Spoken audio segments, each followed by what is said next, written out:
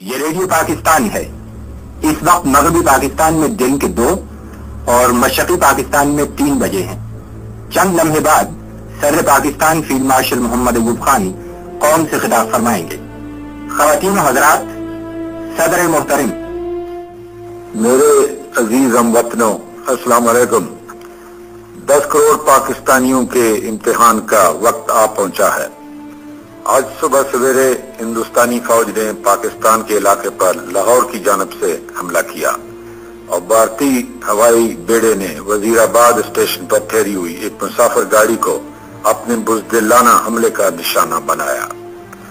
یہ پیش قدمی ان جارحانہ اقدامات کی ایک کڑی ہے جو پچھلے 5 مہینوں سے بھارتی سامراج مسلسل کرتا چلا آ رہا ہے۔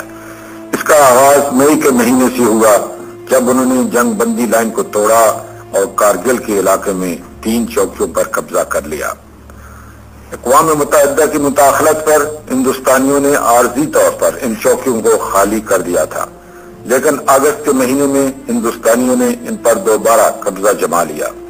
ہندوستانیوں نے اپنی جارحانہ سرگرمی کو جاری رکھا اور بڑھتے بڑھتے ٹٹوال کے علاقے میں بھی ہماری چوکیوں پر قبضہ کر لیا اور پوری قوت اور جنگی ساز و سامان کے ساتھ اڑی اور پنچ کے علاقے کی طرف بڑھ گئے۔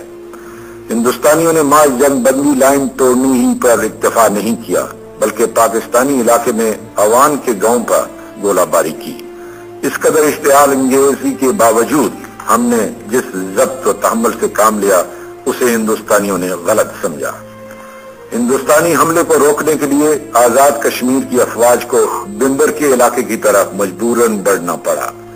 ہندوستان نے اپنے ہوائی بیڑے کو بھی اس جنگ میں بے دریغ دھکیل دیا اور اس طرح حالات کو اور زیادہ خطرناک بنا دیا۔ اس وقت تک تمام دنیا پر ظاہر ہو گیا تھا کہ کشمیر میں ہندوستانی جارحیت کا اصل مقصد پاکستان پر حملہ کرنا ہے۔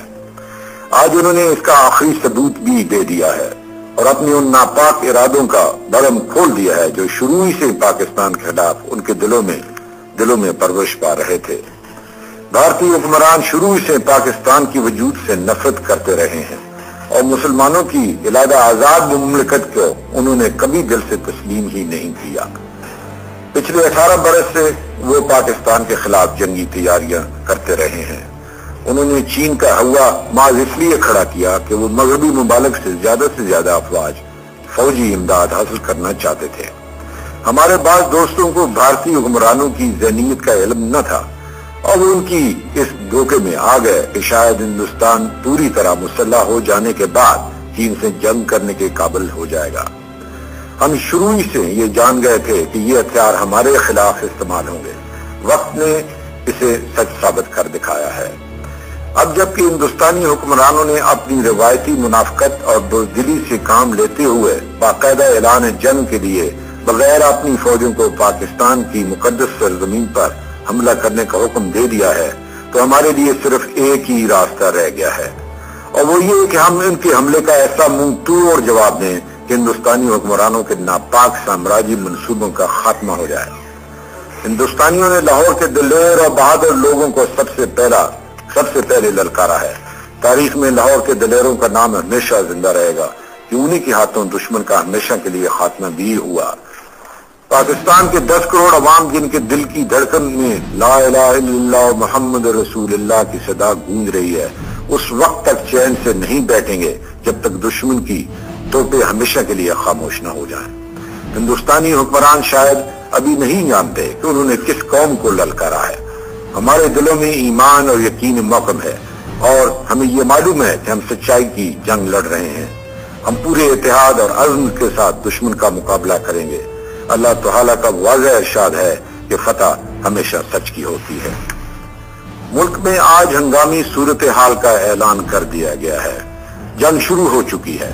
دشمن کو فنا کرنے کے لیے ہمارے بہادر فوجیوں کی پیش قدمی جاری ہے۔ اللہ تعالیٰ نے پاکستان کی مسلح فوجوں کو اپنے جوہر دکھانے کا موقع عطا کیا ہے۔ ان کا جذبہ فداکاری اور آئینی عزم ہمیشہ ان کے ساتھ رہا ہے۔ ہماری فوجیں دشمن کو ختم کرنے میں انشاءاللہ کامیاب ہوں گی۔ حکومت پاکستان اس صورتحال کے مقابلے کے لیے پوری طرح تیار ہے اور تمام ذرائع اس کے لیے استعمال کیے جائیں گے۔ हमला आवर के मुकाबले की इस जद्दोजहद में हमें यकीनन इन तमाम ममालिक की हमदर्दी और हमायत हासिल होगी जो अमन और आज़ादी पर यकीन रखते हैं। हम अक़वाम मुत्तहिदा की चार्टर के 7वें बाब के मुताबिक अपनी इनफरादी और इज्तिमाई मुदाफ़त के हक को इस्तेमाल कर रहे हैं। मेरे अजीज हमवतनों, इस आजमाइश की घड़ी में आपको मुकम्मल तौर पर पुरसकून और मुतहद रहना चाहिए। आप में से हर एक को एक अजीम फर्ज अदा करना है। ये फर्ज आप पूरे ईमान और वफादारी से अदा कीजिए। अल्लाह ताला जो रहीम व करीम है, आपको जरूर कामयाबी बख्शेगा। हक व इंसाफ के लिए लड़ने वालों को कभी नाकामी नहीं हुई।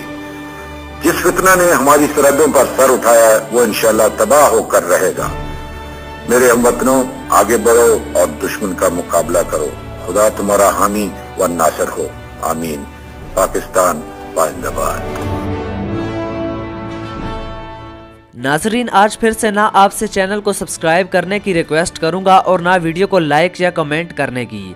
आपसे रिक्वेस्ट करूंगा तो सिर्फ इतनी कि पाक फौज का हमेशा साथ दें।